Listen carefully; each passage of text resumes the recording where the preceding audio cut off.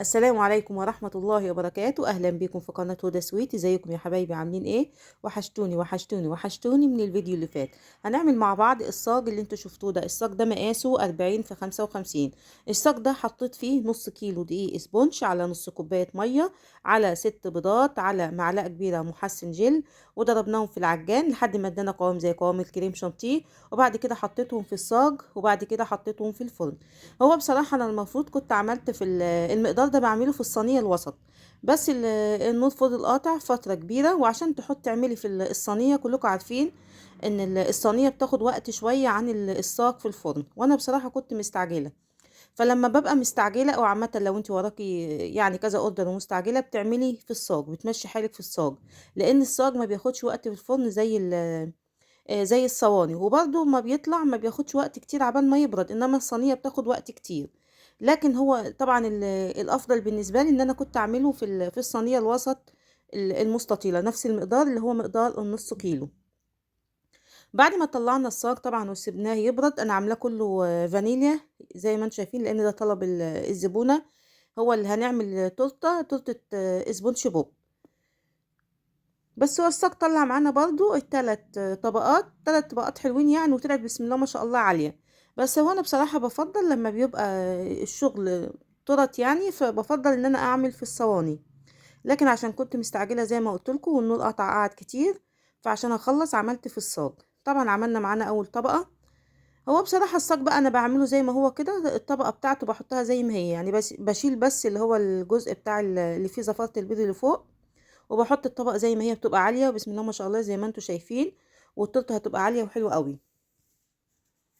وطبعا عشان هو من بره هيبقى فيه طبرات، مش هيبقى فيه اي صوصات، فحشيت من جوه صوصات زي ما شفتوا. اول طبقة حطيت فيها اللي هو جيلو فراولة وجيلو مانجا، وبرضه حطيت فيها شوكليت شيبس. وتاني طبقة حطيت فيها اللي هو صوص الكندر ده، حلو قوي طعمه جميل. وحطيت نوتيلا بيضة ده في تاني طبقة. واخر حاجة بقى حطيت هنا برضه صوص الكندر. يعني صاحبة التورتة دي كانت غالية عليا شوية، فعشان كده بصراحة ظبطتها. وهنجلس التورتة بتاعتنا 3 طبقات زي ما انتوا شايفين، عاليين بسم الله ما شاء الله، ومتقطعة كويس، مش محتاجة لا تظبطي جناب ولا حاجة. يعني هي دي ميزة الصاج يعني. بس برضو انا الافضل بالنسبة لي ان طالما هعمل تورتة بعملها في الصينية، وبعملها بالدقيق الاسبونج. انما الصاج انا بعمل اللي هو الجاتوهات، الطواجن، بعمل اي شغل تاني كده بعمله في الصاج وبالدقيق العادي. بس طلع حلو وطري بسم الله ما شاء الله. طبعا ما خدش وقت في الفرن. طبعا هنعمل سبونج بوب. فجبت كريمه وحطيت عليها نقطتين كده لون جل اصفر، ورحت حطاها في الكيس عشان يسهل معايا وعشان ما تاخدش كميه كريمه كتير. شغل الكريمه الالوان ده خدوا بالكم، عشان خاطر هي الالوان لازم طبعا بتبقع في البق وفي الايد. وبرضه تقولي للعميل شغل الالوان بيطبع عشان ايه، ما يقعدش يقول مثلا ان هي مش كويسه او نوع الالوان مش كويس. لكن اي نوع الوان لازم بيطبع في البق وفي الايد. فانت حاولي ما تكتريش برضه الكريمه اللي فيها الوان. يعني احنا عملنا الكريمه الصفرا دي، وبعد كده هنعمل الروزتات بتاعتنا بكريمه خضراء، هنحط عليها لون اخضر. او انا عملتها قبل كده برضه بلون لبني، كانت حلوه قوي قوي. واللون الاخضر برضه جميل. زي ما احنا شايفين كده جلسنا التورته بتاعتنا. هنجيب بقى معانا السكرابر المشرشر، وهنعمل بيه زي زجزاج كده حوالين في جناب التورته وبرده من فوق. قال يعني زي موج البحر كده. بس بصراحه ادت شكل حلو قوي، كان شكلها جميل جميل يعني. انا مش عارفه انتوا واخدين بالكم منها ولا لا، بس هي كان شكلها حلو قوي. برضو فوق هنعمل نفس الحكايه، شكلها كان جميل. حبيبه قلبي لو وصلت لحد هنا، انزلي صلي على النبي في الكومنتات، وحط لايك واشتركي في القناة لو انتي مش مشتركة، وفعلي زر الجرس عشان اي فيديو جديد انزله يوصلك يا حبيبة قلبي. وحبايب قلبي المشتركين الجداد اللي شرفوني ونوروني، اهلا بكم في قناتي يا حبايب قلبي. ربنا يخليكم ليا ولا يحرمنيش منكم ابدا، وقناة تكبر بيكم وليكم يا رب. وان شاء الله كده نفعل الشرط التاني والقناة تتفعل وتشتغل، وربنا يخليكم ليا ولا يحرمنيش منكم ابدا يا رب. بسم الله ما شاء الله، اللون الاخضر كان تحفة زي ما انتم شايفين، نطق التورته وخلى شكلها حلو قوي. الفينش كمان بتاعها جميل، بسم الله ما شاء الله، والحمد لله عجبت صاحبتها. وكان مطلوب مني تورته تاني، كانت واحدة عاملاها لجوزها، كان بمناسبة عيد الحب. التورته دي كانت مقاس 16، بتتعمل ببيضتين و200 جرام دقيق سبونج، وحوالي مثلا ربع كوباية مية ومعلقة محسن جل صغيرة، وتضربيهم في العجان لحد ما يديك قوام زي قوام الكريم شانتيه. وبتحطيها في الصينية في الفرن، ما بتاخدش حاجة يعني، الصينية دي ممكن تاخد لها مثلا ربع ساعة، يعني حسب الفرن بتاعك. وما تعليش برضو الفرن قوي عشان السبونج ما يستويش من بره ومن جوه يبقى مش مستوي. وبتجيبي اللي هو عود الشيش الطاووق ده دايما، بتشوفي بيه السبونج بتاعك اذا كان استوى ولا لا.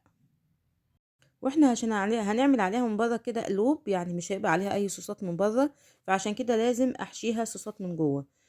حشيت اللي هو جيلو فراولة وجيلو مانجا ونوتيلا وشوكليت شيبس. يعني الحشو اللي انت عايزة تحطيه حطيه، بس طالما التورته مش هيتحط عليها صوصات من بره فلازم تحشيها صوصات من جوه.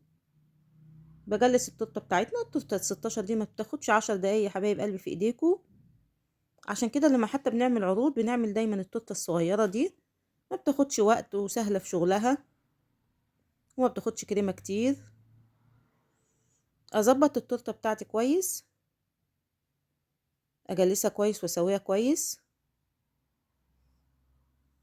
يعني احنا هنعملها متساويه كده من الجناب، مش هنعملها بالسكرابر المشرشر، وطبعا عشان مش هيبقى عليها اي شغل من فوق غير شغل بسيط، فلازم اسوي التورته بتاعتي كويس من فوق، اظبطها كويس وامسح القاعده بتاعتي واحطها في التلاجة شويه، وبعد كده اطلعها اشتغل فيها.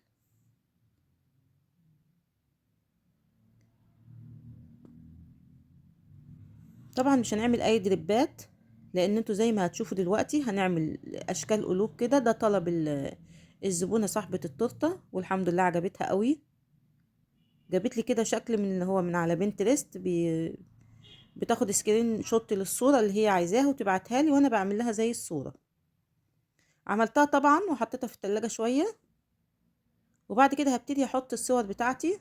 التورته تحفه قوي يا جماعه، شكلها جميل بسم الله ما شاء الله، حلوه حلوه يعني. قصيت طبعا التوبر بتاعي اللي هو سبونج بوب. بتحطي بقى بتوزعي زي ما انت شايفه قدامك. اهم حاجه زي ما قلت قبل كده تخلي دايما القصير قدام والطويل ورا، عشان خاطر اللي يبص للتورته من قدام يشوف كل الصور اللي محطوطه. وطبعا لو عايزه تكتبي اسم صاحب التورته بتكتبيه على اللي هي الصوره اللي ورا دي، بس عادي، هي يعني صاحبه التورته ما طلبتش، هي قالت لي عايزه سبونج بوب بس. التورته جميله بسم الله ما شاء الله، الف هنا وشفا يا رب على قلوب صحابها يا رب اللي كلوها. خلصتها طبعا وحطيتها في التلاجة.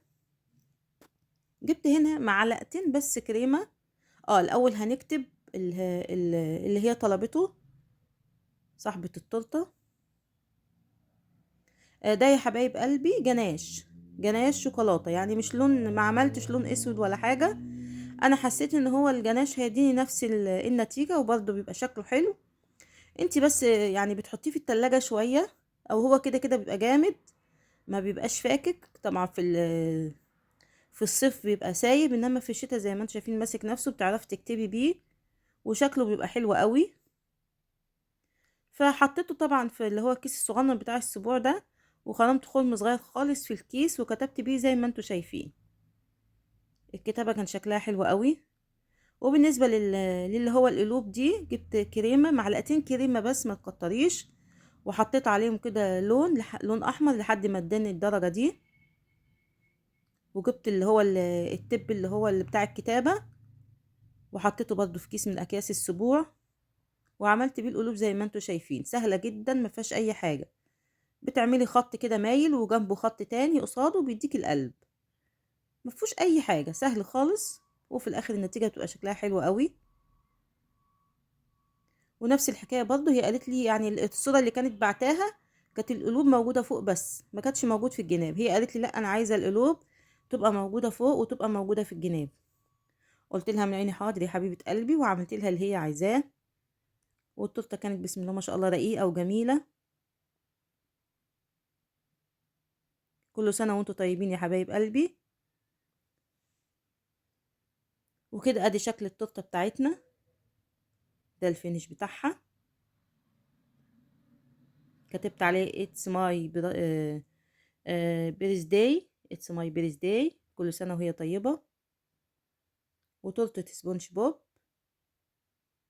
جميلة بسم الله ما شاء الله. كده يبقى الفيديو بتاعنا خلص، وان شاء الله نتقابل مع بعض في فيديو جديد. ما تنسوش يا حبايب قلبي اللايك والاشتراك وكومنت حلو من عندكم.